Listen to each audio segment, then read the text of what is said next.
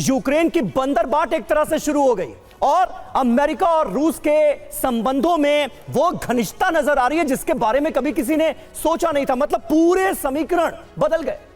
देखिए समीर, दो तीन बात मुझे आप समय दीजिए। देखिए, अमेरिका दोनों हाथ में लड्डू रखना चाहता है। जो ये लड़ाई थी यूक्रेन और रशिया के बीच में, ये बेसिकली नाटो, जो यूरोप नाटो है, यूरोप के कंट्रीज और रशिया के बीच की लड़ाई थी। उसमें जो बैलेंस ऑफ पावर जो था वो रशिया का बढ़ रहा था, क्योंकि रशिया बहुत कुछ अपने क्षेत्र में विश्वास कर बढ़ोतरी कर रहा था, चाहे वो चेचन्या हो, चाहे वो बाकी जो जितने भी क्षेत्र थे।